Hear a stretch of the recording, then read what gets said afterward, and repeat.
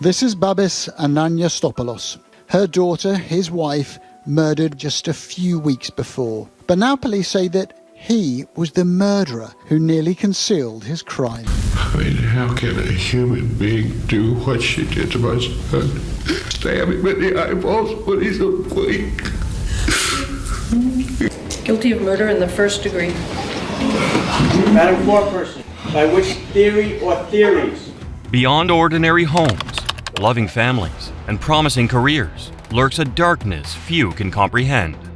From Mark Goudeau's staged disappearance to Aaron Susan Wright's shocking downfall, these brutal killers shattered countless lives and then snapped in court when justice arrived. Let's begin. My goal is not to make a parody of today, but simply to impose the sentence you deserve for each of your sneak attacks on folks. On warm evenings in Phoenix, Arizona, families were going about their daily lives, never imagining that danger could be waiting just around the corner. But between 2005 and 2006, a man named Mark Goudeau was secretly planning a string of crimes that would terrify the entire city. People knew him later as the Baseline Killer. For almost a year, no one knew who was behind the robberies, assaults, and mournful cases. It all began with a series of attacks near Baseline Road. Women and young women were being approached by a man with a gun who would force them into terrifying situations. Soon, the crimes grew more violent. 8 women and 1 man lost their lives. Others were hurt and left with a fear that never went away. Phoenix residents were warned to be careful, and police tried to calm everyone while the danger kept growing.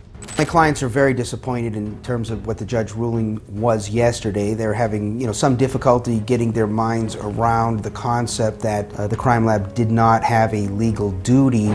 The police worked day and night to solve this mystery. Officers searched neighborhoods, followed hundreds of leads, and set up community meetings to share updates. Posters and billboards displayed sketches of the suspect, offering rewards to anyone with information. Still, months passed without an arrest. The turning point came when 2 sisters bravely reported an attack. One of them was pregnant.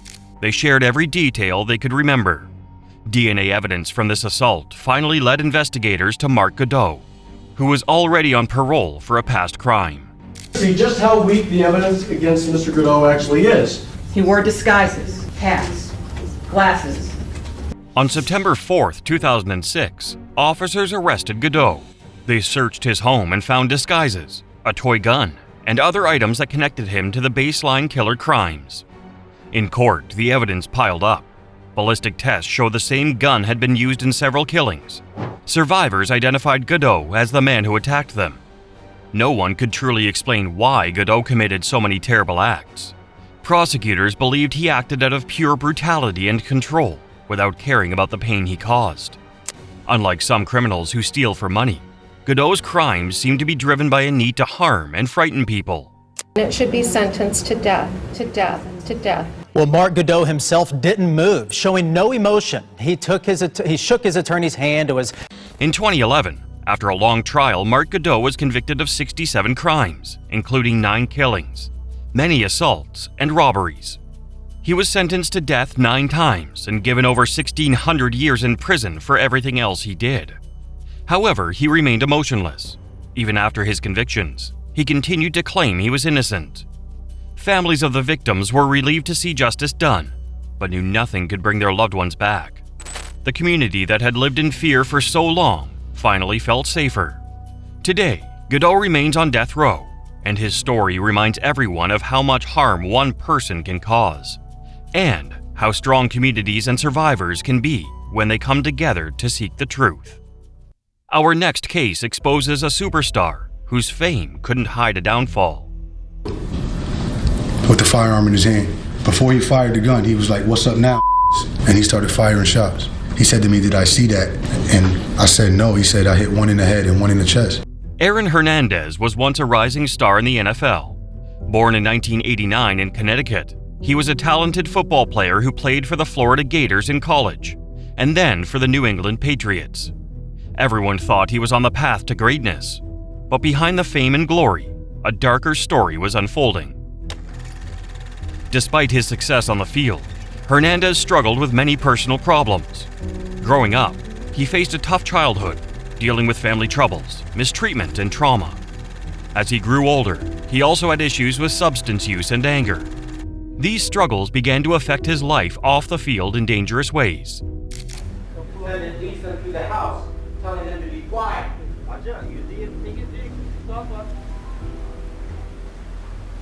In 2013, things took a serious turn. Hernandez was arrested and charged with the killing of Odin Lloyd, a semi-professional football player connected to Hernandez's fiance's family. The police launched a big investigation. Hernandez was released by the Patriots right after his arrest.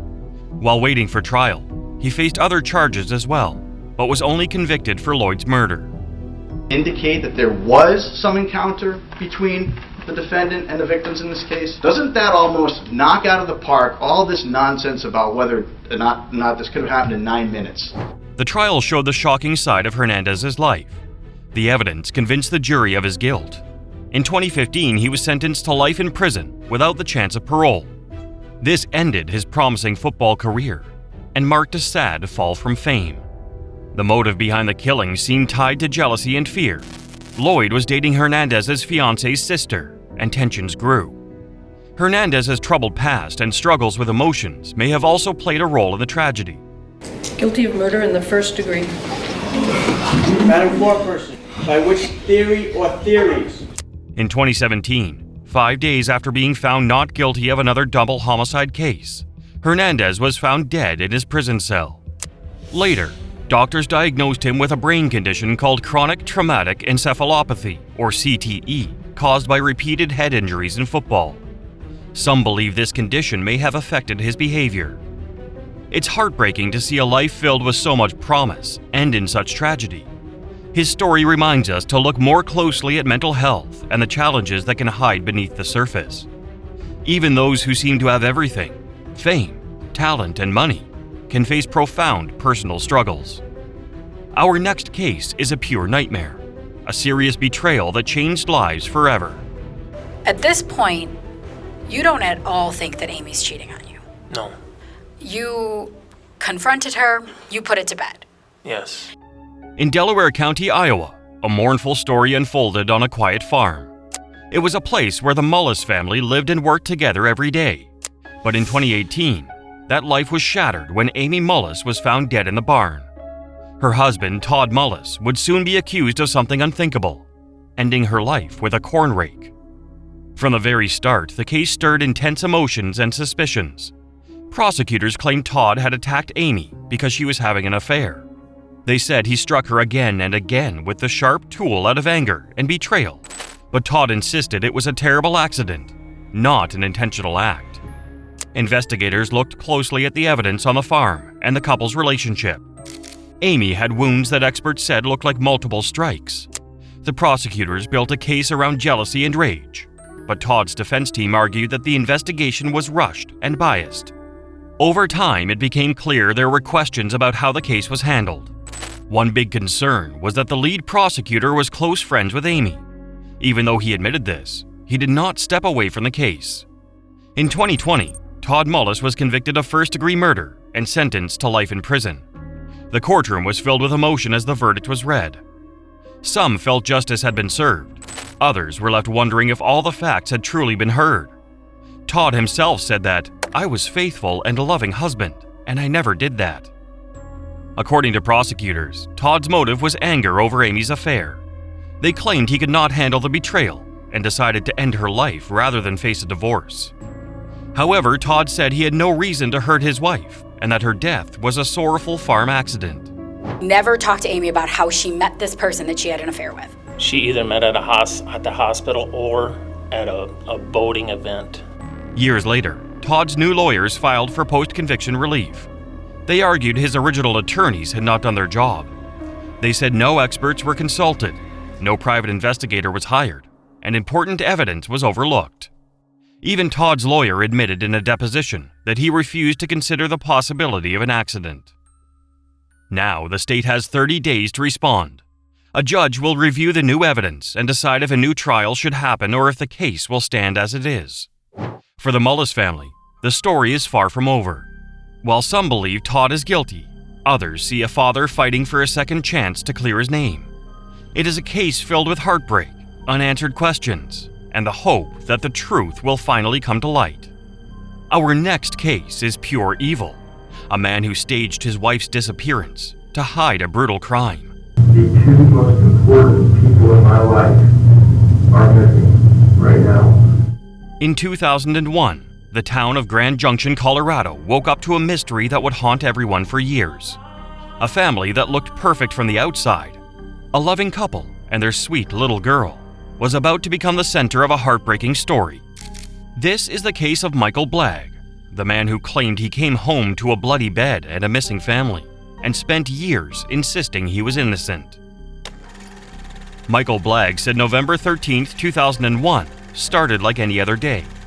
He kissed his wife Jennifer goodbye as she slept, then left for work early in the morning. He called home throughout the day, leaving warm messages on the answering machine. But when he returned that afternoon, he said he immediately knew something was wrong. Inside the bedroom was a huge, dark stain on the bed. Jennifer and their 6-year-old daughter Abby were gone. Michael called an emergency, his voice shaking as he described the scene. The story of the missing mother and daughter spread quickly. People were shocked. The Blaggs were known as a kind, religious family who seemed to have it all. Prosecutors argued Blagg killed his wife while she was sleeping, then dumped her body in a trash can at work. They used blood and stains in the family's minivan as evidence. Detectives arrived and started searching for clues. Jennifer's purse was still there, her keys untouched.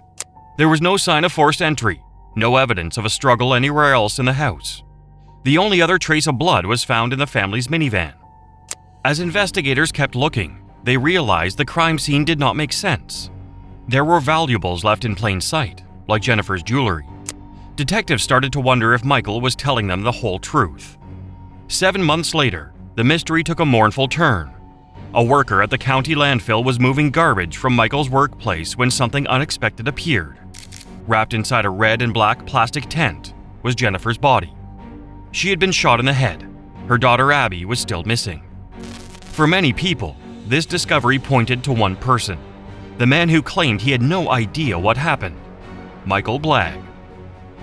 Investigators learned that Michael and Jennifer's marriage was not as perfect as it seemed. Michael admitted he was addicted to adult websites and said this had caused tension between them. He also shared that Jennifer was upset and embarrassed.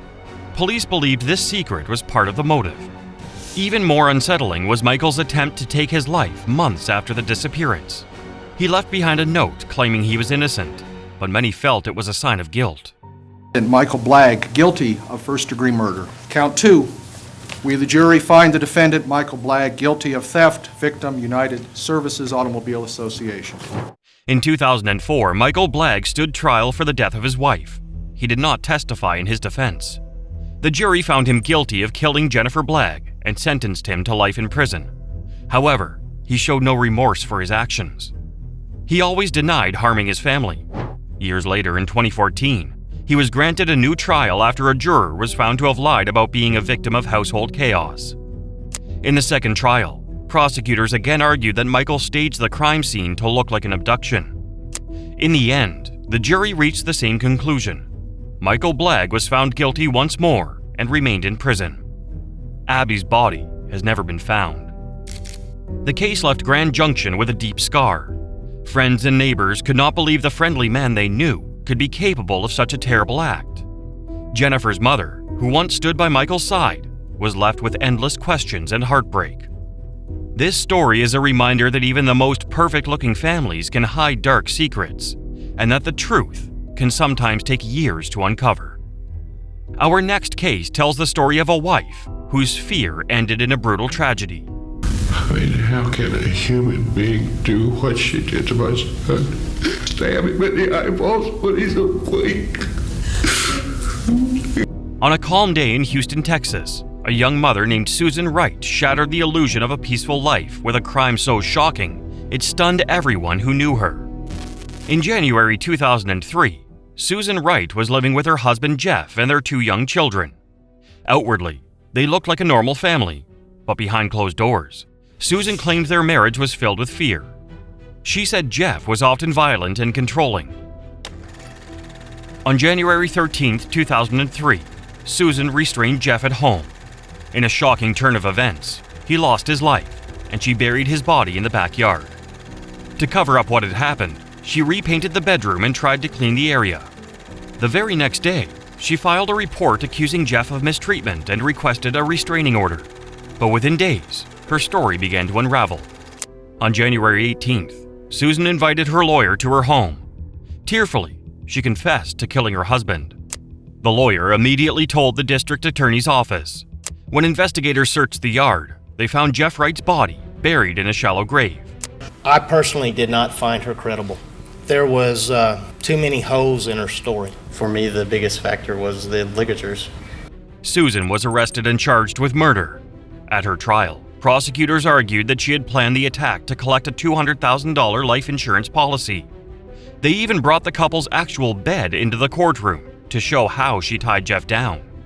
The defense claimed Susan was acting in self-defense after years of mistreatment.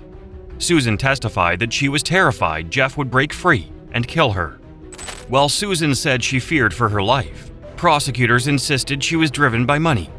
They told the jury her tears were just an act. I did. Susan Wright, 27, mother of 2, and murder defendant. In March 2004, after more than 5 hours of deliberation, the jury found Susan Wright guilty of murder and sentenced her to 25 years in prison. Tears streamed down her face as the verdict was read. Later, a new witness came forward to say Jeff had also been violent in a previous relationship. Because of mistakes by her defense team, Susan was granted a new sentencing hearing in 2010. Her sentence was reduced to 20 years. Getting her original 25-year sentence reduced down to 20. This past July, Wright was granted parole, and today she regained freedom. She was denied parole twice, but was finally approved in 2020. On December 30th, 2020, Susan Wright was released from prison at the age of 44. The case left many people divided. Some believed Susan was a victim who finally fought back. Others thought she was a manipulative killer who planned everything. But one fact remains: the lives of 2 young children were forever changed by that night of hostility. Next, Michael Brady's case shook the entire correctional system. An attempted escape that has led to a very serious incident there at the Pasquotank Correctional Institute in Elizabeth City. Fire set in the prison sewing plant and several employees injured. Michael Brady was already behind bars, but on October 12, 2017, his actions would turn a North Carolina prison into the scene of an unthinkable bloodbath. In what was meant to be a secure environment, the Pasquotank Correctional Institution became the setting for a deadly escape attempt that left 4 prison workers brutally murdered. Brady, along with 3 other inmates, meticulously planned their escape, turning everyday prison tools into weapons of destruction. Their target was the sewing plant, a part of the facility where they had access to scissors and hammers.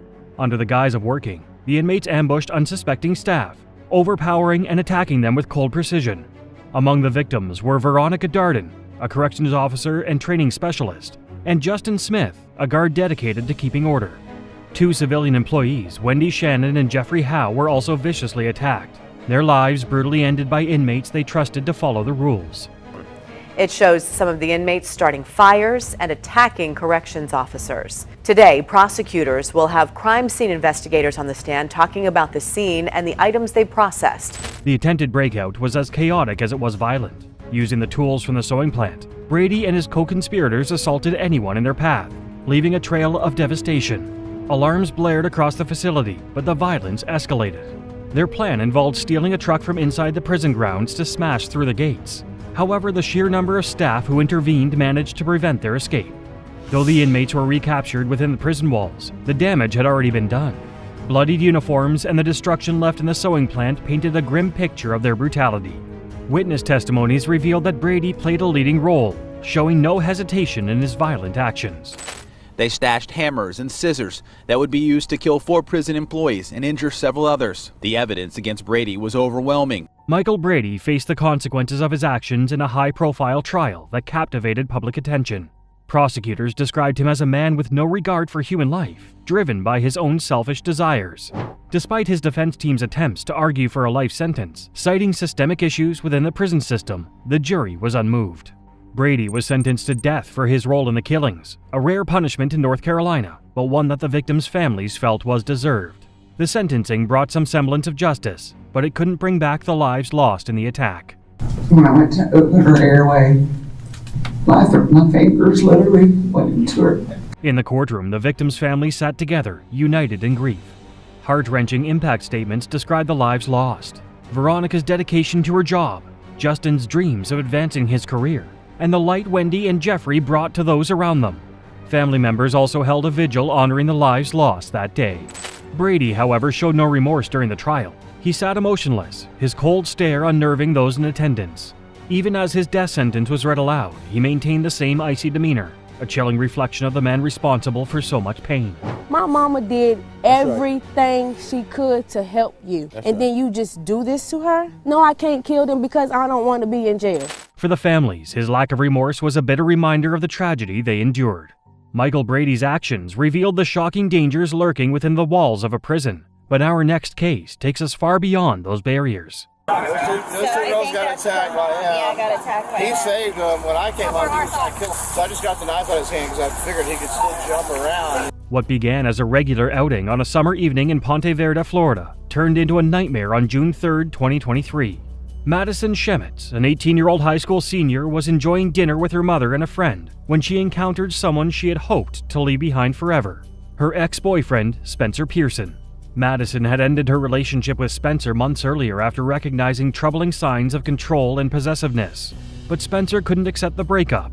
In the weeks leading up to that fateful night, he had been sending Madison threatening messages, making it clear he wasn't ready to let her go. Despite her efforts to move on, his obsession only grew.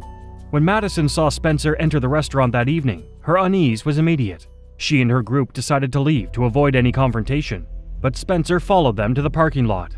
As they approached their car, Spencer's rage boiled over. He lunged at Madison with a knife, determined to make her pay for cutting ties with him.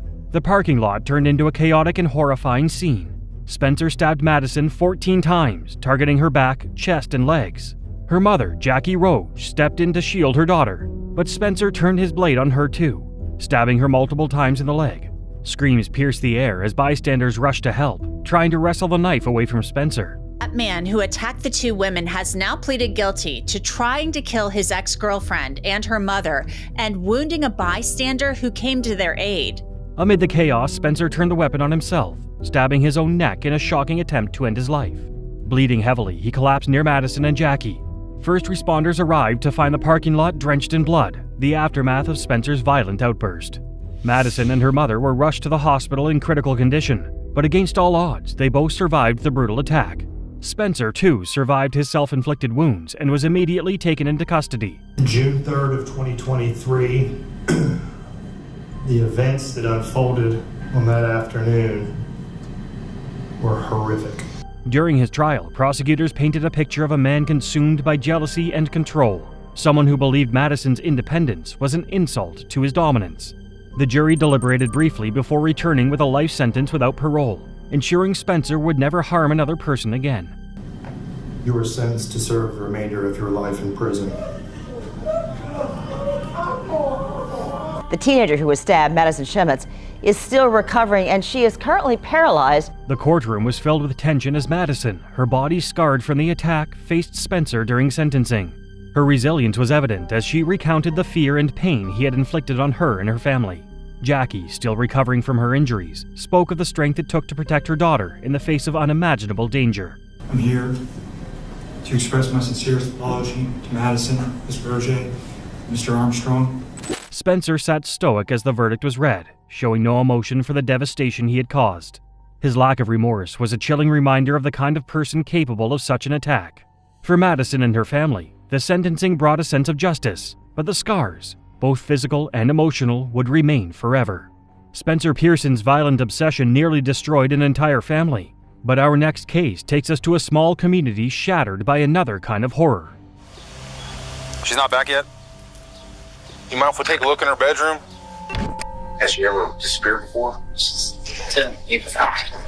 In May 2019, the small town of Berkeley Springs, West Virginia was shaken to its core when 15-year-old Riley Crossman went missing. Known for her bright smile and kind heart, Riley was a beloved high school student whose sudden disappearance sparked a frantic search. But as the days dragged on, the hope of finding her alive began to fade. Riley had last been seen at home the night before her disappearance, texting her boyfriend late into the evening. But by morning, she was gone. Her family was left with unanswered questions, and suspicion quickly turned toward Andy McCauley, her mother's boyfriend. McCauley, a construction worker, had a history of unsettling behavior and was the last known adult to have been near Riley.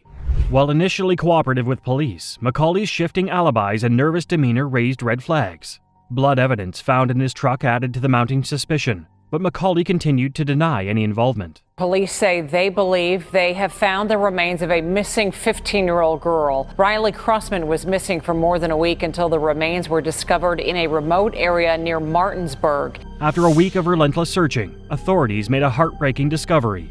Riley's body was found dumped on a remote hillside, covered in branches and debris. The autopsy revealed that she had been smothered to death, a cruel and deliberate act that shattered her family and stunned the community. McCauley's involvement became undeniable as forensic evidence, including traces of Riley's DNA in his truck, painted a chilling picture of his actions. Investigators theorized that McCauley had attacked Riley in a fit of rage or fear of being exposed, then attempted to cover up his crime by disposing of her body in the woods. He gets back at roughly, it's probably 2:45. So he was going a while. Four, almost 5 hours. McCauley was arrested and charged with first-degree murder. During the trial, prosecutors laid out a damning case against him, detailing the evidence that linked him to Riley's death. The jury took little time to convict him, and McCauley was sentenced to life in prison without parole. We, the members of the Pettit jury, as to the issues joined, find the defendant, Andrew J. McCauley Jr., as follows. Count 1, murder. Guilty of murder in the first degree. For Riley's family, the verdict was a step towards justice, but it couldn't erase the pain of losing their daughter in such a horrifying way. You received the tragic news about Riley, correct? Yeah, yes. Do you remember where you were? I was in the sheriff's office. The courtroom was filled with raw emotion as Riley's mother confronted McCauley during sentencing. Her voice trembled as she described the devastation his actions had caused, not just for her, but for everyone who had loved Riley.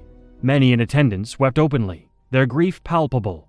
McCauley, however, showed little remorse. He sat stone-faced as the sentence was read, offering no apology or acknowledgement of the lives he had destroyed. His cold demeanor was a stark contrast to the heartbreak surrounding him, leaving many to wonder how someone so close to Riley could commit such an unthinkable act. Andy McCauley's betrayal tore a family apart and left a town reeling. But the next case takes us to a father whose crime left an even darker mark. Other witnesses have testified that Fravel stood to benefit financially from Maddie's death because her children would receive a $170,000 death benefit, and others testified that Fravel was nearly completely financially dependent on Maddie. In the spring of 2024, a case gripped Winona, Minnesota, and reverberated across the nation. The disappearance and murder of Madeline Kingsbury, a 26-year-old mother of two. Known as a devoted mother and loving sister, her sudden vanishing sent shockwaves through her community. What began as a missing persons case would unravel into a horrifying story of betrayal and murder. On March 31st of 2023, Madeline Kingsbury dropped off her 5-year-old and 2-year-old children at a daycare. But things took a turn when her family and friends said they had no contact with her since. On March 31st, 2024, Madeline was last seen dropping off her 2 young children at daycare with their father, Adam Fravel. She was expected to return home that morning, but she never did. Concern grew quickly when friends and family couldn't reach her. Police launched an extensive search, joined by hundreds of volunteers combing the area for any sign of her. Fravel, who was not living with Madeline at the time but remained in her life due to their children, became an immediate person of interest. His inconsistent statements and lack of cooperation with law enforcement fueled suspicion. Behind closed doors, it was revealed that Fravel had a history of emotional and physical mistreatment, creating a toxic and volatile relationship that Madeline had been struggling to escape. Fillmore County investigator Dan Dornick was searching the rural maintenance road on June 7th. He said it was the foul odor of decomposition and the sound of flies that led him ultimately to the discovery of Madeline Kingsbury's remains in that rural culvert. After weeks of relentless searching, the heartbreaking truth came to light. Madeline's body was discovered on June 7th, 2023, hidden in a remote wooded area near Fravel's family property. The grim discovery ends the hopes of her safe return. She was wrapped in a bedsheet and bound with duct tape, items later traced back to the couple's home. Investigators pieced together a chilling timeline. Fravel had smothered Madeline in a fit of rage, driven by her plans to leave their toxic relationship. Her body was dumped in an area he believed would conceal his actions forever. This act of control and jealousy showed the lengths he went to in order to maintain dominance, even in her death. DNA evidence, including materials found on Madeleine's body and in Fravel's vehicle, sealed the case against him. That prosecutors used to convict Adam Fravel of murdering Maddie Kingsbury. Her body was found last summer, and last month a jury found Fravel guilty. Fravel was arrested and charged with second-degree murder, a charge that shocked the community but offered a measure of justice for Madeleine's grieving loved ones. In court, the prosecution laid bare the extent of Fravel's manipulative and abusive behavior, using damning evidence to show how his jealousy and rage culminated in murder. The jury found him guilty, and Fravel was sentenced to 40 years in prison without the possibility of parole.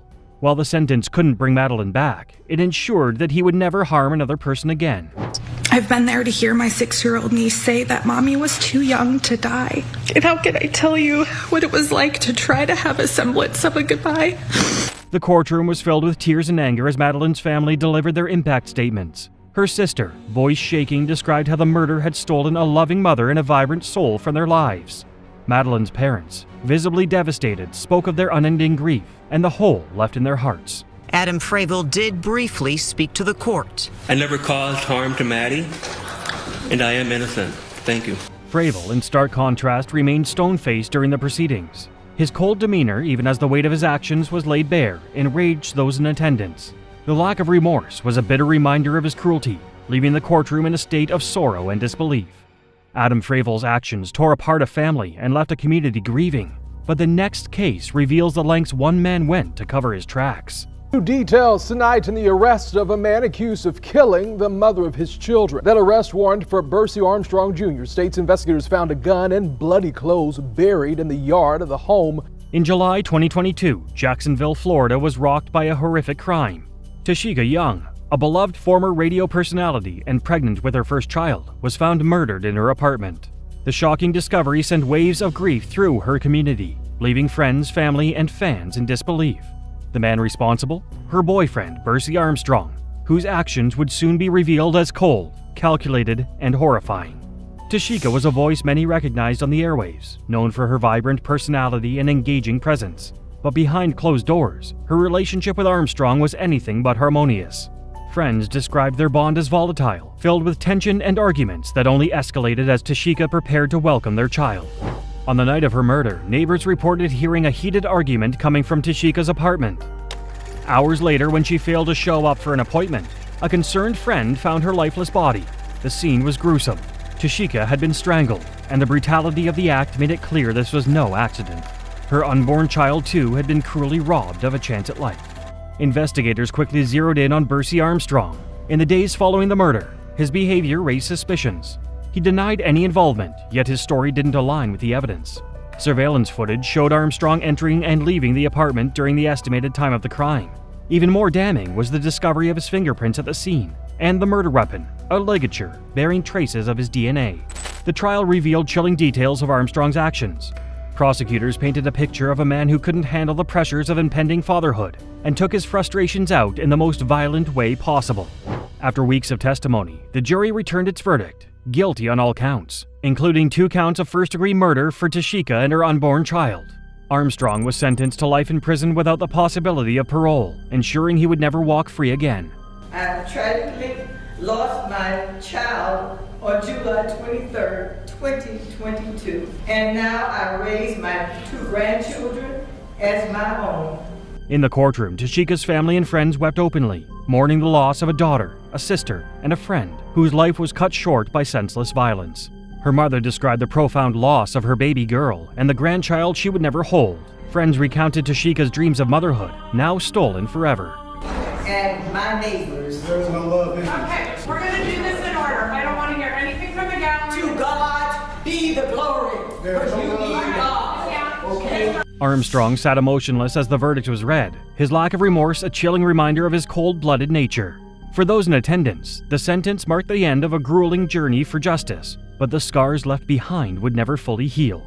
Tashika and her unborn child were mourned deeply, their memories forever cherished by those who loved them. Next, we move to the case of Quentin Smith, whose shocking crime left everyone in disbelief. His cold demeanor in the courtroom only deepened the horror of his actions. That moment, that he's formed the purpose to kill those two officers, because he's not going back to jail. In Columbus, Ohio, on February 10, 2018, officers Eric Joring and Anthony Tony Morelli responded to a domestic violence incident in Westerville. A woman had called 911 asking for help before hanging up. The woman, who was called Candace, who was married to a man named Quentin Smith. When the officers got to the scene of the incident, it was discovered that Quentin Smith had punched and choked his wife. He had accused her of cheating on him before choking her until she lost consciousness. When she woke up, she called 911 crying, but didn't say anything because she was scared her husband would hear her talking to the authorities. When the police officers got there, Smith became enraged that Candace had called the police and taken the guns he had put in the couch, and this caused a tussle between the three men. Smith shot Joring and Morelli when they got there. He shot Morelli once in the chest, which went through his heart and lungs, before shooting Joring 3 times in his arms and head. Joring died immediately, and Morelli died later that day in the hospital. Smith was also shot 5 times, but he survived. Quentin was charged in court with 2 counts of aggravated murder and possession of a gun. Quentin was prohibited from having a gun at the time he shot and killed the officers. Due to the nature of the incident, Quentin's murder trial lasted 2 years. This case also garnered much public attention and sparked outrage from people across the country. Both former President Donald Trump and Governor John Kasich commented on the brutal way Quentin murdered these men.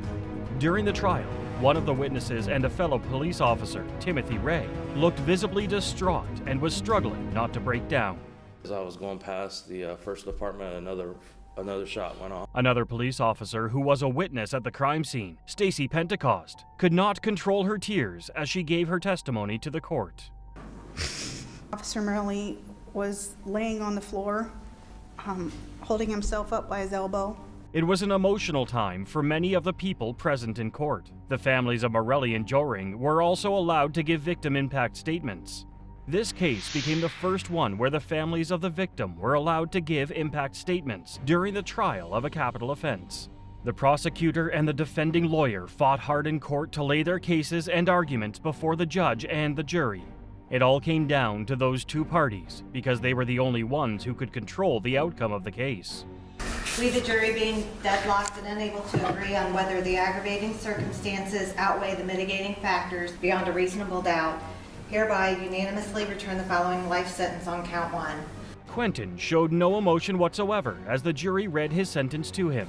Even though he was eligible for the death penalty, he was sentenced to 2 consecutive life sentences without the possibility of parole. Regardless of the punishment, this put an end to a 2-year-long trial. The victims were honored with highways dedicated to their memory. If you're enraged by Quentin Smith's complete lack of remorse or emotion, just wait till you see how Dante Morris reacts to his sentencing. That's count 1 for the first-degree premeditated murder of David Curtis. The court imposes a sentence of death. Dante Morris has been regarded as the Tampa Bay Killer for more than 13 years now. Morris murdered 5 to 7 people between May 18th and June 29, 2010 in Tampa, Florida. Morris had killed 21-year-old Derek Anderson, 25-year-old Harold Wright, and 42-year-old Rodney Jones due to substance trades gone wrong. He killed these men between May 18th and June 8th. As such, Morris became a wanted man by the Tampa Police Department for the murder of these men. Barely 20 days after he killed these men, police officers Jeffrey Kokab and David Curtis spotted Morris and attempted to arrest him because the car he was in had missing license plates. He had been a passenger in a car driven by his girlfriend, Courtney Brantley, when they were stopped by the officers in East Tampa. When Officer Curtis tried to run checks on the car, he discovered that Morris was already wanted for check fraud in Jacksonville. When Curtis discovered this, he called Kokab for assistance. Unfortunately, when the officers told Morris to put his hands behind his back, he responded by shooting the officers in the head with a concealed weapon before running away from the crime scene on foot. A witness immediately called the police and a large group of them started searching for Morris. The murder had been recorded on the dash cam of the patrol car Curtis drove, and it was from there that they identified Morris. They also identified Morris's girlfriend who fled the scene, leaving the car before hiding in an apartment. Due to the gravity of this case and how it was the worst thing that had happened to the Tampa Police Department, a large-scale manhunt was organized to search for Morris. The search for him became the biggest manhunt to happen in Tampa's history. 1,000 officers from 22 agencies were deployed to search for him. Other agents included SWAT teams, armored vehicles, dog teams, and helicopters with thermal imagers, as well as ATF officials were dispatched to look for Morris. They ended up searching about 300 homes during the manhunt. A reward for clues leading to his arrest was increased to $100,000, and on July 2, 2010, Dante Morris was arrested at a law firm in Tampa before he was taken to an isolated cell.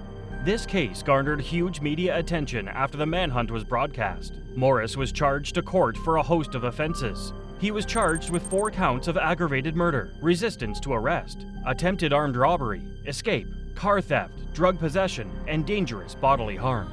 It was later revealed that he had killed 2 more African American people in Tampa before the officers. He was first tried in July 2012 for the murder of 42-year-old Rodney Jones, and he was sentenced to life in prison without the possibility of parole. In November 2013, he was eventually tried for the murder of officers Kokab and Curtis. Convicting him took only 4 hours because there was proof of the murder from the dashcam. During the trial, the wife of Jeffrey Kokab, Sarah Kokab, gave a victim impact statement, and she talked about how Morris took her husband from her. It made it worse for her because Jeffrey and Sarah were expecting a baby. A month after Morris murdered the officers, their daughter was stillborn, and this made Sarah's voice shake as she talked. I just can't, I can't fathom him being. Dante Morris's aunt was also put on the stand, and she wept uncontrollably as she said she believed that Morris was guilty of these crimes. As to count 2 for the first-degree premeditated murder of Jeffrey Kokab, the court imposes a sentence of death. The jury convicted him of double murder, and in May 2014, he was sentenced to death. Morris showed no reaction as the jury read his sentence. He received 2 more death penalties between 2014 and 2015, when he was transferred to death row by Judge William Funty. At least Dante Morris didn't ambush and kill cops brutally and painfully like this scumbag. According to the prosecution, these were executions. Both victims were shot multiple times, but Elliot Knox claims he had nothing to do with the shootings. On December 16, 2021, 2 people were murdered within hours of each other in Baltimore before the day ended. The first victim was police officer Keona Hawley, who had been an active member of the Baltimore Police Department. The second was a 27-year-old Justin Johnson. Both victims were shot and killed in what was called an ambush murder. The perpetrator? Elliot Knox and Trayvon Shaw. The most baffling part of this case was that it seemed that there was no motive for the murders these 2 committed. On the day of the tragic murders, Keona Hawley had been sitting in her patrol car in Curtis Bay when she was shot multiple times from different angles. Barely 90 minutes later, the men drove to Yale Heights and shot Johnson 6 times in the back while he was also sitting in his car. Hawley was immediately placed on life support due to the severity of her injuries, but unfortunately, she died 8 days later on the 23rd of December. The search for a suspect began, and eventually, security camera surveillance, cell phone, and DNA evidence put both Knox and Shaw at the scene of both shootings. Later, during the investigation, 2 guns were found in the house, one of which was used to kill both Hawley and Johnson. Knox was arrested shortly after and was charged to court on 2 counts of first-degree murder and 2 counts of conspiracy to commit murder. It was later revealed by the prosecution that the motive behind Johnson's murder was that he had been owing Shaw $100. A shocking testimony was made by Knox, which gave the impression of a motive. Knox told the court and the family of the victim that Shaw claimed that Hawley was a member of the Black Guerrilla family, an infamous gang, and that the gang wanted her out of the picture. According to Knox, Hawley and more than 100 Baltimore police officers had formed an illegal alliance with the BGF, and they would often give the BGF names and identities of substance dealers around Baltimore for them to rob. He also claimed that officers would take substances and weapons from dealers to use as props so that the Baltimore Mayor's Safe Streets program would look more effective and relative. However, the sister of Keona Hawley, LaWanda Sykes, said that this was a lie and that there was no way Hawley was a gang member. These wild allegations were also disregarded by the jury because they felt it was defamation. Evidence also showed that Elliot must have been the closest to Hawley's patrol car when he and Shaw murdered her. The father of Knox's second victim, Harold Johnson, said, "I wish there was another way of penalizing these guys because Justin and Officer Holly are gone. And the thing is, the taxpayer has got to foot the bill for these guys for the rest of their lives, and I wish that there was another way we could penalize them." 27-year-old Justin Johnson was a father of 5 children before he was murdered by Knox. The prosecutor was reported to have said the following after the sentencing of Knox. Attorney Ivan Bates said, "Today's sentencing of Elliot Knox conveys an unequivocal message that acts of violence, which have afflicted our communities, will not be tolerated. This sentence ensures that Mr. Knox will never be able to harm anyone in Baltimore again." At another trial, the prosecution told the jury that the 2 men had targeted Holly and executed her. According to him, they knew who and where she was, so they murdered her while she was working. Factor, and one of the biggest things that we want to know is the why this happened. I will not rest. I will not be satisfied until I know who and why this was done to my sister. In March 2024, Knox was sentenced to 2 consecutive life sentences for the murder of the 2 victims. His emotions were said to have ranged from defiance to accusatory.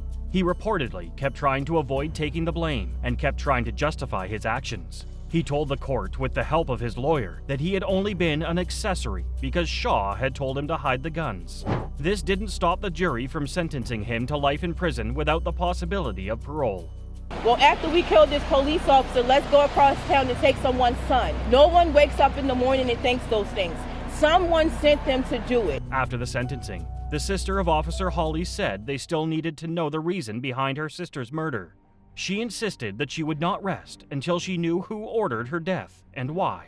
Clevenger's body found near the intersection of State Route 96 and Bowman Road. Her husband, Alec Blair, charged with the murder. On February 10, 2020, Alec Blair, a 22-year-old from Shelby, Ohio, made a tragic decision. He promised his ex-wife, Gabarian Gabe Clevenger, they would peacefully finalize their divorce. But instead, his jealousy and anger took over. Alec lured her to his home, where he brutally ended her life. This shocking act devastated the community, leaving loved ones heartbroken and struggling to understand how such a tragedy could happen. Blair had been struggling to move on from his 8-month marriage with Clevenger. Despite their separation, he couldn't let her go. On the day of the crime, he promised Gabe they would go to the courthouse to finalize their divorce, offering her a sense of closure. But instead, he led her to the driveway of his own home. There, his feelings of jealousy and rejection took over. In a fit of uncontrollable rage, he attacked her with a knife, stabbing her 14 times. The violence was so extreme that the wounds nearly severed her head. Once the attack was over, he showed no sign of remorse. Then, Blair disposed of her body in a field near a cell tower in Jackson Township and went to work as if nothing had happened and went back to his normal life, as though nothing had changed. When he was questioned, he confessed to the crime and led authorities to where he had left her. The courtroom was filled with tension as Alec Blair stood trial for his heinous act.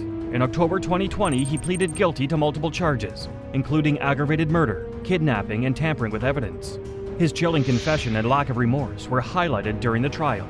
I was just kind of talking to her and wanting her to tell me, the truth, just tell me. And she said she was talking at first that I know of, and then basically and then Dr. Robert Stinson, a forensic psychologist, testified about Blair's history of mental health struggles and anger management issues. However, the prosecution focused on the savagery of the crime, calling it an act of pure rage and jealousy. Blair's written statement revealed his twisted emotions. He claimed to still love Clevenger, but admitted to being overwhelmed by reminders of her, which drove him crazy. His remorse, while expressed, rang hollow to those who had lost a daughter, sister, and friend. Judge Phil Naumoff sentenced Alec Blair to 45 years to life in prison, stating he agonized over the decision.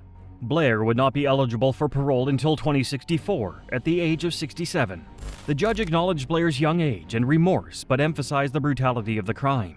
In her victim impact statement, Clevenger's mother, Love Lance, called Blair a monster and expressed her profound hatred for him. Prosecutor Gary Bishop described the act as premeditated and fueled by petty jealousy. The courtroom was heavy with emotion as Judge Phil Naumoff sentenced Alec Blair to 45 years to life in prison. You could see the judge struggle, torn between his feelings and the law. He knew Blair was young, but the horror of what he had done could not be ignored. Blair would not be eligible for parole until he was 67 in 2064. Clevenger's mother, Love Lance, took the stand with a heart full of pain and anger. She called Blair a monster, her words filled with the weight of a mother's grief. Her hatred for him was clear as she shared the unthinkable loss of her daughter. Prosecutor Gary Bishop spoke with conviction, describing the murder as something that was not an accident. It was planned, driven by petty jealousy. This wasn't a crime of passion. It was a cold, calculated act of rage. As Blair sat there silent, the courtroom was filled with a deep, unsettling sorrow, knowing that no matter the sentence, it could never bring back Gabarian or ease the pain of her loved ones. The courtroom was filled with grief and anger. Clevenger's family and friends struggled to come to terms with their loss. Many held signs outside the courthouse demanding justice for Gabarian. Throughout the entire trial, Alec Blair showed no sign of remorse, no hint of sorrow for the life he had taken. But as the judge pronounced his sentence, something changed. A single tear rolled down his cheek, the first and only visible sign of emotion from a man who had seemed so cold. Yet, for those who loved Gabarian, no sentence could undo the pain caused by his actions. Alec Blair's brutal act of killing shows how dangerous jealousy can be, but Matthew Locke's devastating actions show just how far some will go in their darkest moments. A Ware man convicted of murdering a woman and her 3 children in West Brookfield was just sentenced to life in prison without parole. On March 1, 2018, police were called to a home on Old Warren Road in West Brookfield, Massachusetts, for a well-being check. What they found was a scene that would haunt the community for years. Inside an upstairs bedroom lay the bodies of Sarah Bermudez, a 38-year-old mother, and her 3 children, Madison, 8, James, 6, and Michael, 2. Their lives had been brutally taken, and the house bore evidence of an attempted fire. DNA and other clues soon pointed to the person responsible for this ruthless crime, 38-year-old Matthew Locke, Sarah's cousin's husband. Locke's actions on that tragic day stemmed from a desperate and destructive binge. According to prosecutors, he was searching for money or substances when he killed Sarah and her children in cold blood. To cover his tracks, he set a fire in the house, but it burned itself out, leaving behind crucial evidence. Locke's DNA was found on 2 of the victims, tying him irrefutably to the crime scene. This wasn't Locke's first violent act. In 2010, he had set fire to his ex-girlfriend's property in Maine while she and her children were inside. Although they survived, Locke served time for that crime. However, his dark tendencies resurfaced in 2018 with devastating consequences. After years of investigation, Matthew Locke finally faced trial, and the seriousness of his crimes weighed heavily on everyone in the courtroom. The prosecutors presented their case clearly, showing how Locke had planned and carried out the brutal murders. They explained how he not only killed Sarah and her 3 children, but also tried to hide his actions of armed burglary and arson by setting fires and breaking into their home.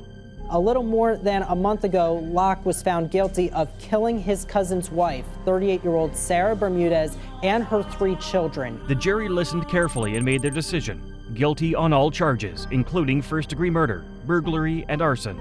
On Thursday, justice was finally served in Worcester Superior Court. District Attorney Joe Early spoke to the court with emotion, calling the murders some of the worst his office had ever seen. His words showed how deeply this tragedy affected the community and the strong commitment of everyone involved to bring justice for Sarah and her children. Matthew Locke sat silently in the courtroom as the judge announced his punishment. He was sentenced to 4 life terms, 1 for each of the murders he committed, ensuring he would never leave prison. But still, he shows no remorse for his act. On top of that, he received 2 more sentences of 19 to 20 years for armed burglary and arson, but those would be served at the same time. This meant Locke would spend the rest of his life behind bars, unable to hurt anyone else. A life once full of decisions was now reduced to a prison cell, justice delivered for the innocent lives he had taken. Who killed his cousin's wife and her 3 children has learned that he'll spend life behind bars. Matthew Locke cried as the victims' loved ones read impact statements. Each member of my family deserves their own particular, I think, their own justice as an individual, even as a whole. For the family and friends of Sarah Bermudez and her children, this day marked a bittersweet victory. While nothing could bring back the victims, the sentencing provided a sense of closure. The courtroom felt the weight of justice as Locke's fate was sealed. While Locke's crime was born from a substance-fueled rage, what about Babis Anagnostopoulos' chilling betrayal, which was crafted from a web of lies? This is Babis Anagnostopoulos. Her daughter, his wife, murdered just a few weeks before. But now police say that he was the murderer who nearly concealed his crime. Babis Anagnostopoulos seemed to have it all: charm, good looks, and a successful career as a helicopter pilot.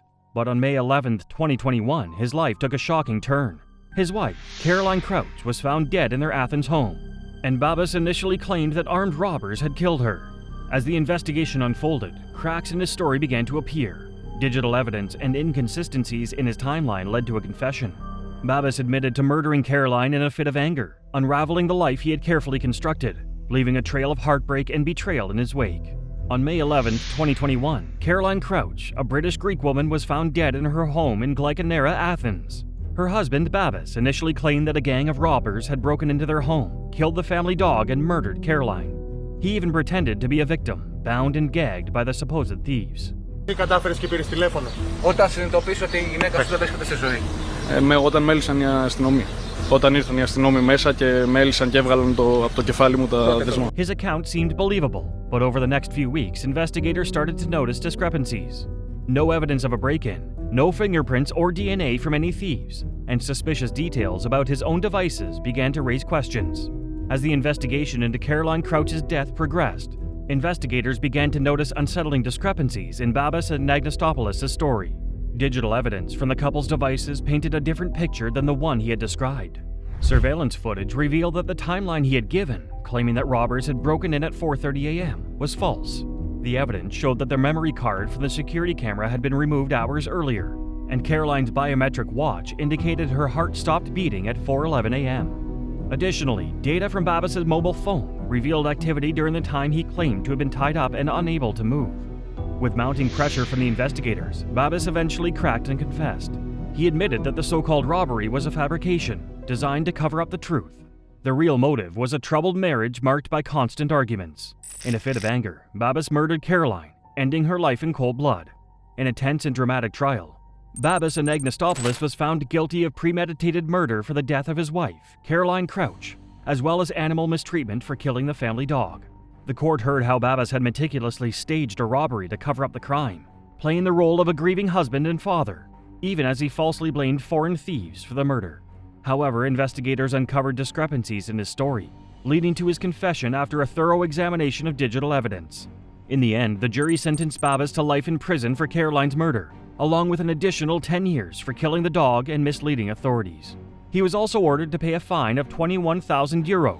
Despite his calculated efforts to manipulate the public's perception of him, the truth eventually caught up with him, leaving a family shattered and a nation in disbelief over his betrayal. What had started as a tragic story of a young mother's death quickly turned into one of betrayal and heartbreak. People across Greece and the world felt deceived by Babis' cold manipulation. His confession shattered the image of a grieving husband and loving father, replacing it with one of a man who had fooled an entire nation. Caroline's family, devastated by her loss, won custody of her daughter Lydia, who would grow up far from the man who had taken her mother's life. The emotional toll of this case rippled through the media, and the story of how Babis and Agnostopoulos fooled the world resonated deeply with audiences around the globe. Babis' absence of remorse underscores the disturbing nature of his crime, setting the stage for Marvin Patterson's equally harrowing story. A 19-year-old charged with murdering his ex-girlfriend. Marvin Patterson was in a car with 18-year-old Kiara Brown when he pointed a gun at her and it went off. In March 2018, a tragic shooting occurred in Milwaukee near 99th and Carmen. 18-year-old Kiara Brown was fatally shot by 20-year-old Marvin Patterson. The shooting happened when Patterson claimed that he had accidentally pointed the gun at Kiara's head and it went off. This incident left a grieving family behind, especially Kiara's mother, Kenesha Brown Perry, who is now struggling to cope with the loss of her daughter. Marvin Patterson was arrested and charged with the shooting death of Kiara Brown, but the case quickly became complicated. Initially, Patterson confessed to the crime, and it seemed like the case would be straightforward. However, problems arose during the trial. Key evidence, including Patterson's police interview, was thrown out due to violations of his Miranda rights, which meant that his statements could not be used against him. To make matters worse, the state's key witness failed to appear in court, leaving the prosecution with little to support their case. With the evidence weakened, Patterson was able to negotiate a plea deal. Instead of facing charges of murder, he pled guilty to a lesser offense, significantly reducing the severity of his punishment. What seemed like a clear-cut case of justice soon turned into a legal battle marked by missteps and missed opportunities. On October 10, 2019, Marvin Patterson was sentenced to just 10 years in total, 5 years in prison, and an additional 5 years of extended supervision. However, with credit for time already served, Patterson would likely spend less than 4 years behind bars. For the Brown family, the sentencing was a painful reminder of the justice they felt they had been denied. Kiara Brown's tragic death left a deep wound, and the light punishment handed down to Patterson only seemed to deepen that hurt.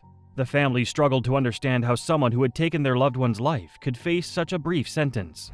As Patterson's release loomed, the Brown family felt a sense of injustice, knowing that the man responsible for Kiara's death would spend far less time incarcerated than they had hoped for, leaving them to grapple with the emotional toll of the loss and the perceived unfairness of the verdict. Despite the ruling, Kiara's mother, Kenesha Brown Perry, expressed her dismay, saying that the sentence felt like a slap in the face. She described her frustration with the justice system, saying that the sentence did not reflect the gravity of her daughter's death, and said sorry doesn't bring my daughter back. The case was far from providing the closure she had hoped for. Care how sorry he is, because sorry is not going to bring my daughter back. Kenesha Brown Perry's heartbreak and disappointment were evident. She felt the sentence failed to bring justice for her daughter and that Marvin Patterson's punishment was far too lenient. I wanted it to feel like justice, she said, expressing how she would never feel at peace with the outcome. As time passed, Patterson was set to be released from prison around the same time Kiara was killed, adding to the emotional weight of her family. Marvin's act of crime was hard to believe, but Dustin Lee Honkin's actions remind us of the darkness that can lurk behind closed doors. An Iowa meth kingpin convicted of killing 5 people was executed today in Indiana. In the summer of 1993, Dustin Lee Honkin, a substance manufacturer, and his girlfriend Angela Johnson embarked on a chilling crime spree in Iowa. Their actions led to the disappearance and murder of 5 individuals, including 2 young children. This tragic case became one of the most notorious in Iowa's history and culminated in a federal trial that exposed the dark lengths Honkin went to in order to silence witnesses and protect his substance empire. Honkin's descent into violence began when Greg Nicholson, one of his trusted dealers, decided to cooperate with federal authorities after Honkin's indictment on substance trafficking charges. Nicholson's willingness to testify posed a grave threat to Honkin's substance empire. Fearing that his entire operation would crumble under Nicholson's testimony, Honkin, along with his girlfriend Angela Johnson, devised a sinister plan to silence him. Their ruthlessness escalated when they not only murdered his best friend Nicholson, but also targeted his girlfriend, Lori Duncan, and her 2 young daughters, 10-year-old Candy and 6-year-old Amber. Their deaths served as a chilling message to anyone considering betrayal. Months later, Honkin and Johnson's spree of violence continued with the murder of another potential witness, Terry DeGoose. Johnson's involvement wasn't merely as an accomplice. She played a central role in enabling Honkin's crimes, driven by loyalty and a dangerous desire to protect his empire at any cost. The turning point came in 2000 when Angela Johnson unknowingly provided a fellow inmate with detailed maps revealing the locations of the victim's grave. These maps led authorities to the remains of Nicholson, Duncan, her daughters, and DeGoose. All 5 victims had been brutally executed. Nicholson and Duncan were bound and shot, while the children were killed with single gunshots to their heads. These discoveries reopened investigations and provided the evidence needed to prosecute Honkin and Johnson for their heinous crimes. In 2004, after a complex trial involving over 50 witnesses and extensive evidence, Honkin was convicted on 17 counts, including witness tampering and murder while engaged in substance trafficking. The jury imposed the death penalty for the murders of Candy and Amber Duncan, and life imprisonment for the murders of the adults. Honkin's elaborate schemes to silence witnesses and evade justice had ultimately failed. As the verdict was delivered, the courtroom bore witness to a mix of emotions. Family members of the victims shed tears of relief, their grief mingled with the solace of justice finally served. Many expressed sorrow for the senseless loss of 5 lives, particularly the innocent children, whose futures were stolen in an instant. Members of law enforcement and the legal team shared quiet nods of acknowledgement, reflecting on the years of painstaking work that culminated in this moment. The gravity of the crimes was palpable, and the sentencing brought a somber closure to a harrowing chapter. The case of Dustin Honkin leaves an indelible scar, especially for the families of the victims. The calculated and ruthless nature of the crimes is a sobering reminder of the depths of human depravity. Honkin's conviction brought a measure of justice, but the tragedy of 5 lives lost, particularly 2 innocent children, remains a haunting legacy. The courtroom's reaction underscores the enduring impact of these crimes, ensuring the memory of the victims would never fade.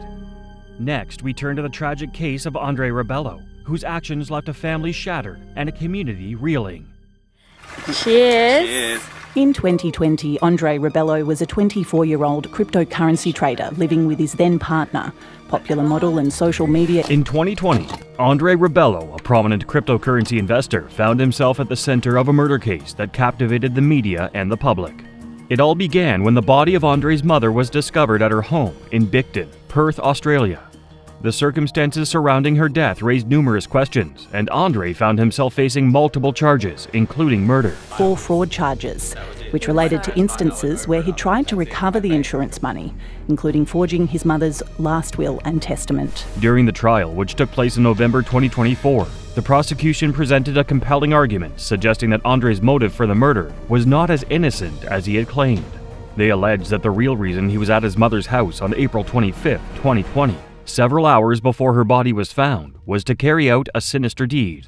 According to the prosecution, Andre intended to take advantage of his mother's life insurance policy and reap the financial benefits.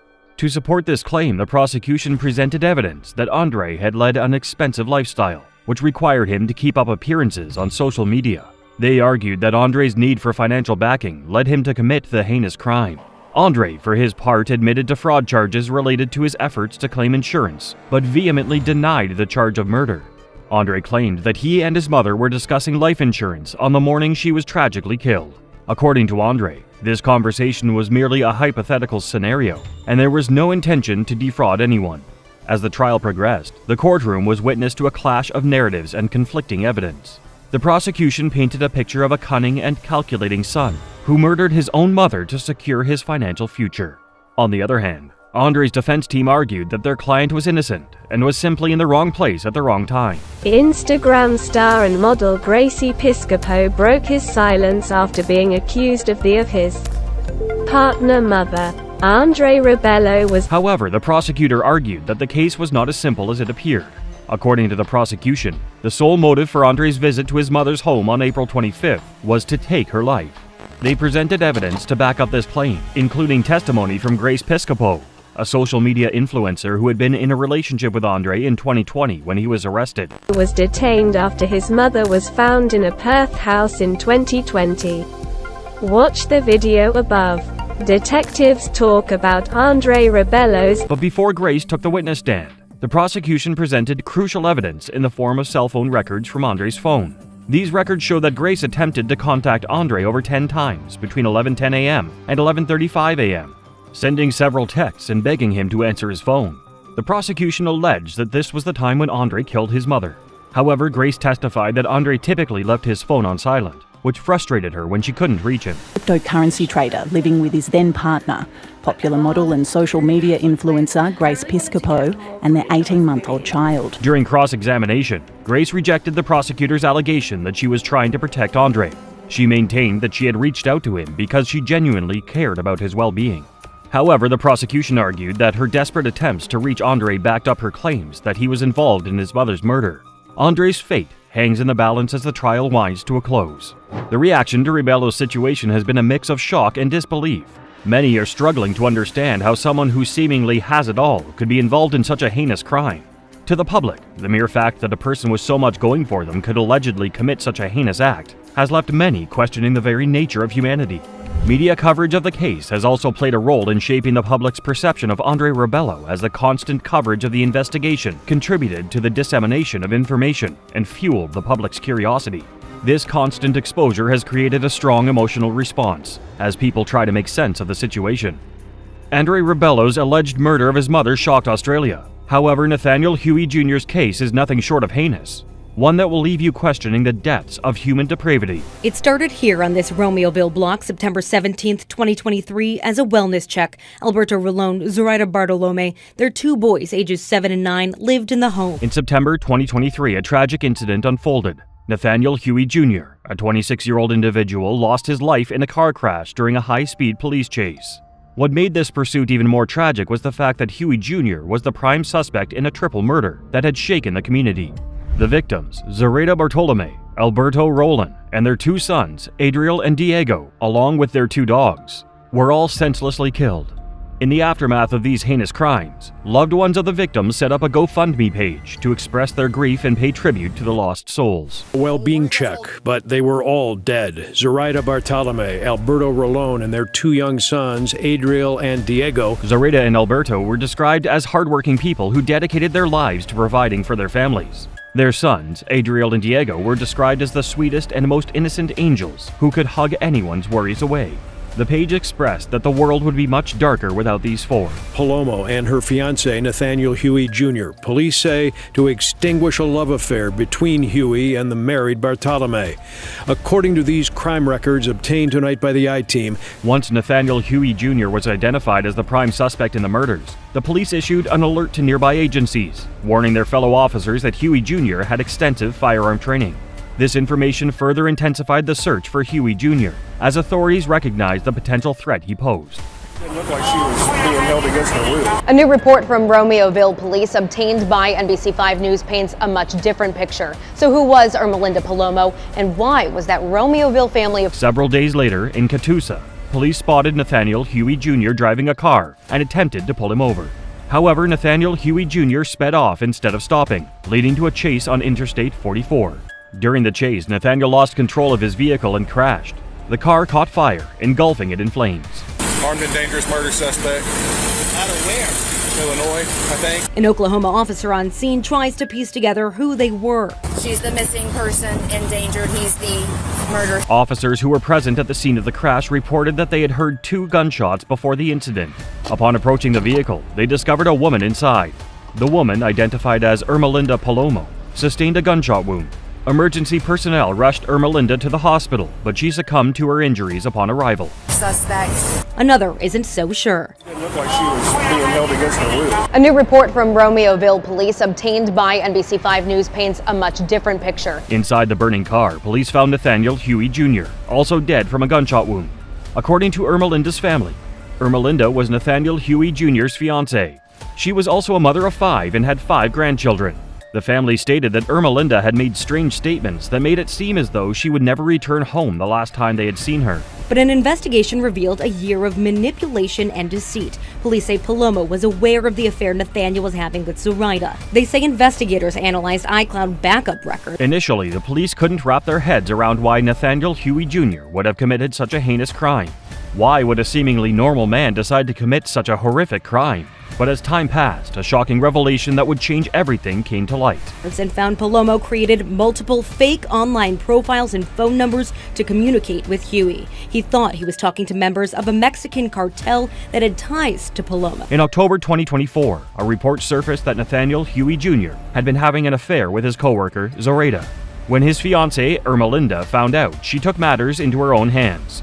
Further investigation revealed that Ermelinda, Nathaniel's fiancée, was behind the tragic events that unfolded. She had apparently used fake social media accounts to catfish Nathaniel, convincing him he was part of a crime organization. To committing the murders to a police informant because people were after him. The officer's report says there's no reason to believe Huey ever knew she was the one behind the account. Ermelinda's elaborate plan involved creating a web of deceit and manipulation, ultimately leading to a tragic outcome. 2 days before the brutal murders of the Bartolome family, Ermelinda successfully managed to plant the seed of doubt in Nathaniel's mind. She convinced him his lover, Zoraida, was the real threat through her carefully crafted lies and manipulation. Nathaniel had no idea that it was Ermelinda playing a dangerous game behind the account. And he likely died in Oklahoma without ever knowing that truth. Romeoville's police chief says nothing can justify a senseless act of violence, and this case unfortunately does not mean closure for so many continuing to grieve. Nathaniel Huey Jr., driven by fear and paranoia, acted upon Ermelinda's twisted manipulations. On that fateful night, Ermelinda accompanied Nathaniel to the Bartolome home. While Nathaniel went inside, Ermelinda remained in the car, her sinister plan set in motion. Inside the Bartolome home, Nathaniel pulled out a 9mm pistol and opened fire on the family of 4 and their 2 dogs. The deaths of Nathaniel Huey Jr. and Ermelinda Palomo, before they could be arrested and face trial for their crimes, generated a sense of outrage and relief among the victims' families. On the one hand, they were deeply upset that justice would not be served in the usual manner. However, on the other hand, they felt a sense of relief knowing that they would not be subjected to a lengthy and distressing trial. Nathaniel Huey Jr.'s violent actions left a trail of devastation, but the next case unravels a sinister betrayal. David Swift, a man whose dark secrets and calculated moves turned a seemingly normal life into a tragic tale of deception and loss. She was just a wonderful mother. She would do anything for her children. They were number one in her life. They came before anything else. On October 30th, 2011, Karen Swift, a 44-year-old woman, vanished without a trace from her home in Dyersburg, Tennessee. The disappearance of Karen set off an alarm among the authorities and sparked a massive search effort. Karen's SUV was discovered abandoned nearby with a flat tire. This sparked suspicion, as no signs of forced entry or a struggle existed. Do you feel like that it is likely that the jury, on continued deliberations, will reach a verdict? No, sir. Karen Swift's husband, David, was questioned by the authorities and offered his assistance. However, his story painted a troubling picture of their marriage. According to David, he and Karen initially married in 1989. They had 2 sons together, but the marriage ended in divorce after David admitted to having an affair. Despite the separation, David claimed that he and Karen reunited and eventually remarried. This is video of him coming out of that courtroom just minutes ago. When they found her body in December of 2011, that was 6 weeks after someone reported her missing. This second marriage produced 2 daughters, but their marital troubles continued. When pressed by the detectives, David speculated that Karen may have been experiencing a midlife crisis. He claimed she had recently expressed dissatisfaction with her life and hinted at wanting to change. It's now considered a cold case. As we've reported, the 44-year-old mother of 4 went missing after a Halloween party in 2011. 6 weeks after Karen went missing, her skeletal remains were discovered under a tree in the local graveyard. The forensic examination revealed she had died from blunt force trauma to the head.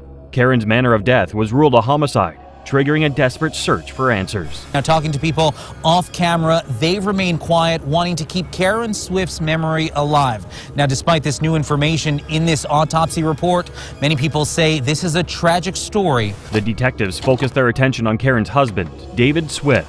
They speculated that he killed her because she wanted to leave him again, but lacked sufficient evidence to implicate him in the crime.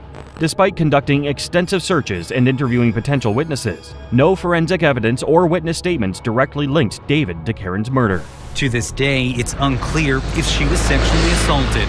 According to the toxicology report, Swift had Benadryl, Tylenol, and caffeine in her system. Over time, the investigation into Karen's murder went cold. David Swift moved out of state with his children and remarried. Despite the tragedy, he remained an involved father to his daughter, Ashley. According to Ashley, David continued to provide support and guidance after her mother's death. Last month, David Swift was on trial for the murder of his wife, Karen Swift, in 2011. Karen Swift's body was found in a cemetery near Dyersburg. However, new leads emerged after a cold case team reopened Karen's case. Detectives soon felt as if they had finally uncovered enough evidence to arrest David and charge him with her murder. In 2022, David Swift was arrested for murdering his wife, Karen. But I'll be surprised if they ever try it again. A case of this age, and you can't even get them to agree on voluntary, I would be surprised if the defendant faces a trial again. As the case unfolded in the courtroom, the fate of David hung in the balance. To the surprise of many, he was found not guilty of first and second-degree murder. Despite the initial acquittal, David's legal troubles were far from over. He is currently awaiting trial on manslaughter charges. David Swift's tale of betrayal and loss revealed the darkness behind his actions. But the next case takes a more violent turn. Colby Allen Parker, a man whose gruesome crimes shocked everyone who heard the details. Questioned about the death, Colby Parker pulled the human ears from his pocket. CBS affiliate WPEC reports the Lake County Sheriff's Office responded to a home in 2021. Authorities were called to a residence on reports of a stabbing. What they discovered there shook the community to its core. On the night in question, police officers arrived to find a chaotic situation. As they approached, they were greeted by a gruesome sight. Colby Allen Parker, a young man covered in blood, was frantically trying to explain what had happened. In Central Florida Saturday night for reports of a man being attacked by his grandfather. According to deputies, Parker claims Wells pulled a knife on him. Parker managed. As the police carefully approached the scene, they discovered the lifeless body of an older man. This body bore the chilling scars of multiple stab wounds. Further investigation revealed that the older man was Colby's grandfather. Managed to get the knife away, then used it against Wells in what he called self-defense.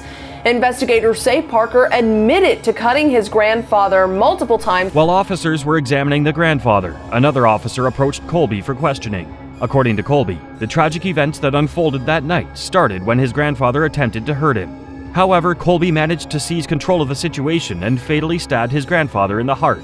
However, the multiple stab wounds on the grandfather's body indicated that this was not a simple altercation. Other than that, I don't know where Junior is. I asked and he didn't know. So. Junior? Yeah. After Colby Allen Parker was arrested following a confrontation at the scene, investigators searched his residence where he had lived with his grandfather. During the search of the corner of a room, investigators discovered a disturbing piece of evidence, a bloody baseball bat.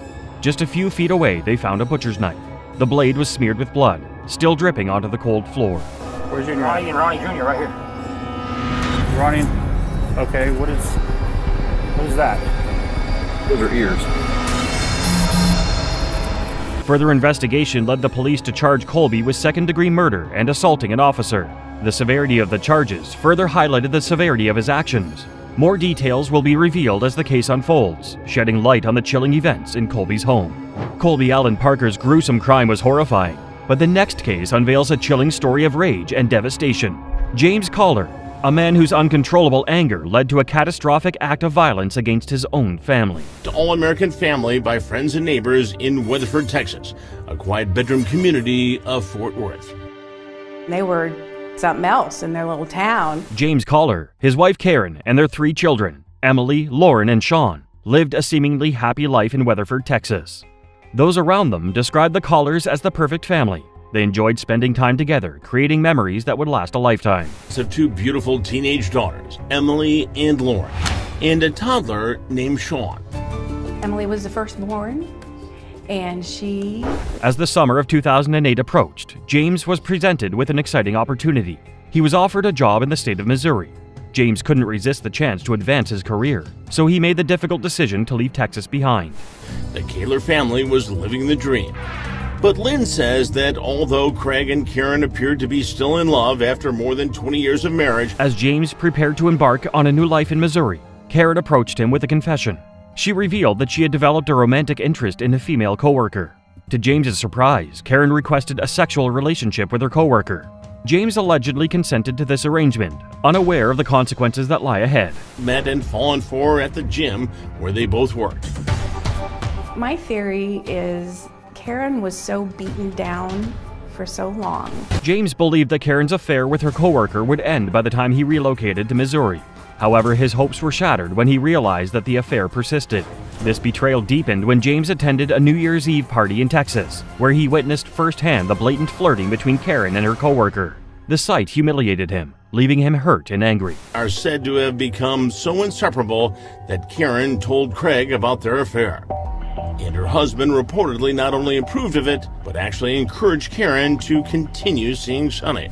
After that night, Karen filed for divorce. In March 2009, Karen filed a battery complaint against her husband, James. This incident led to James's arrest and a turn of events that would forever change their lives. The media quickly caught wind of James's arrest, and the story became headline news. Jealous, allegedly, that Craig took a new, even higher-paying government job in Columbia, Missouri, and moved Karen and their daughters into an even nicer home there just to get his wife away from his love rival, Sonny. The case generated immense attention, and the fallout for James was swift and severe. He lost his job and found himself facing the consequences of his actions. Faced with the aftermath of James's arrest, Karen decided to move herself and her 3 children from the family home. They sought a fresh start in a new environment, away from the toxicity of the situation. Meanwhile, James went to live with his parents in Kansas. Visiting her grandmother, 89-year-old Dorothy White, at her farm on Thanksgiving weekend.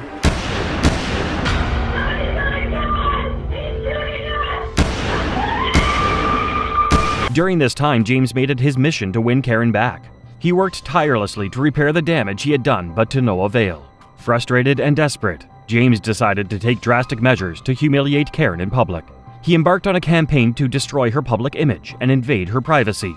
James sought to expose Karen's secret and tarnish her reputation by hacking into her computer.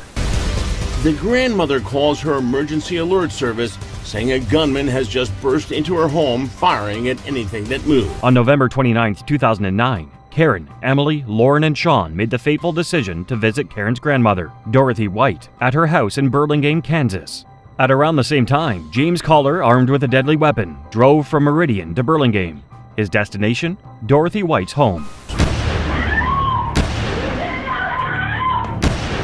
The alarmed operator can hear gunfire in the background.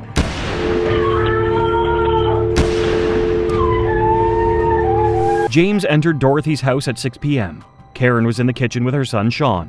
Without hesitation, James raised his firearm and shot Karen, leaving her unconscious on the kitchen floor. In an instant, the house was filled with chaos. She was on the floor, on her back. She didn't look like she was breathing or had a pulse. As he continues through the house, Deputy Perling finds Emily also apparently dead in the living room. As the echoes of the gunshots reverberated through the house, Sean ran for his life. In a stroke of luck, he managed to escape to a nearby neighbor's home. With a chilling determination, James made his way to the living room where Dorothy White and his teenage daughter Emily stood. James pulled the trigger, ending her life in cold blood. Lauren, James's other teenage daughter, was upstairs, unaware of the horrors unfolding downstairs. James ended her life too. Dorothy White's life alert bracelet, triggered by her unresponsive state, alerted emergency services. The police were summoned to the scene, where they arrived to find Karen, unconscious but alive, on the kitchen floor. Dorothy and Lauren were also alive, but just barely. They identified the shooter as James Collar. 44-year-old Karen had also been killed in a horrifying Thanksgiving holiday massacre. But 89-year-old grandmother Dorothy was still alive, as was Emily's younger sister Lauren, who was 16. Emily was pronounced dead at the scene. Karen, Dorothy, and Lauren were rushed to the hospital, but their injuries were beyond saving. Despite the efforts of medical professionals, all three succumbed to their injuries, leaving behind a shattered family and a community in mourning. As you, I'm sure, can well understand. And I messed up. Keeler refuses to talk to detectives at the station about the day of his family's massacre. James Collar was arrested and charged with 4 counts of first-degree murder. His defense team argued that he was not responsible for his actions due to mental illness. They presented psychiatric evaluations and testimony from expert witnesses to support their claim.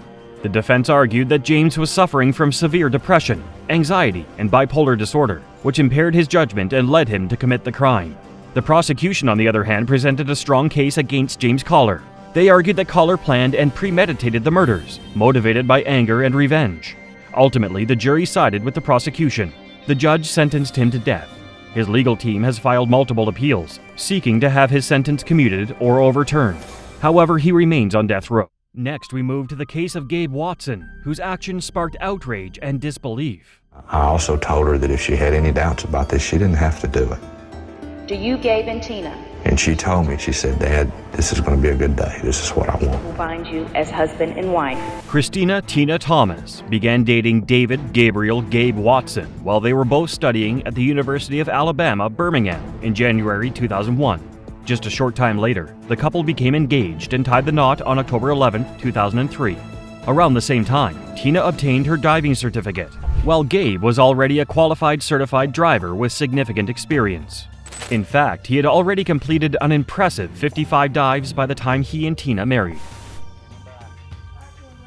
This home video of a happy newlywed couple packing for their honeymoon in Australia is one of the last images of Tina Watson alive. With their newfound love for diving, Gabe and Tina decided to plan a romantic getaway for their honeymoon.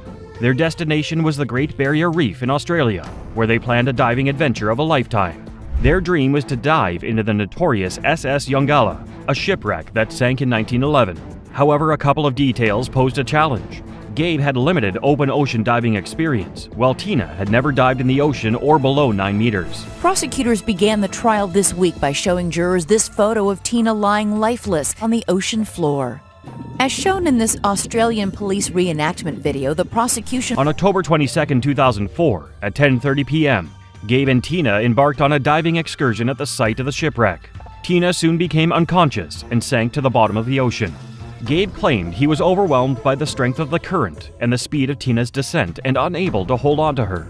In a desperate attempt to save her life, Gabe claimed that he immediately sought help from others. And believes Watson killed his new bride by turning off her air supply on her scuba tank and then holding her in a bear hug while she suffocated. Gabe alerted a dive instructor at the surface to what had happened. The instructor quickly sprang into action and searched for Tina in the water. 10 minutes after Tina went underwater, the instructor found her lifeless body. Despite 40 minutes of attempts to resuscitate her, Tina's fate was sealed. The medical examiner determined that she died from drowning. The defense argues that scenario is impossible and that Tina's death is a tragic accident. 2 inexperienced divers and a perfect storm. As the authorities began their investigation, evidence emerged that suggested Gabe might have played a role in Tina's death. The Queensland police discovered inconsistencies in Gabe's story and the official record of his actions stored by his dive computer. According to the prosecutors, they believed that Gabe turned off Tina's regulator, held her underwater, and then reversed his actions by turning the air back on when she passed him, allowing her to sink into the depths of the ocean. And that she began to sink in the deep water. He says he signaled to her to inflate her buoyancy vest to help her stay afloat, but that she couldn't. He then took her hand and tried to pull her along. Tina's father, devastated by his daughter's death, put forth his claims during the inquest. He alleged that Gabe had asked Tina right before the couple's marriage to increase her life insurance policy and make him the sole beneficiary. This revelation raised suspicions about Gabe's intentions and the motive behind Tina's murder. Gabe, are you confident you'll walk out of here in the end? Come on. Easy, guys. Half a world away from the scene of his alleged crime, Gabe Watson is facing justice again. After an exhaustive investigation, the Queensland Police determined that there was sufficient evidence to charge Gabe with the murder of his wife, Tina. On June 19, 2008, Gabe was officially charged with murder. Defense says Gabe Watson is a victim too. This is a tragic case, and what's even more tragic is the blame of Gabe that he has had to live with. Gabe Watson has the support of his new wife. In 2009, Gabe traveled to Australia to face trial, where he pleaded not guilty to the charge of manslaughter. However, he was found guilty and was sentenced to 4.5 years in prison. Gabe's jail time was suspended after 1 year, leaving Tina's family outraged. Something seriously wrong, and I thought,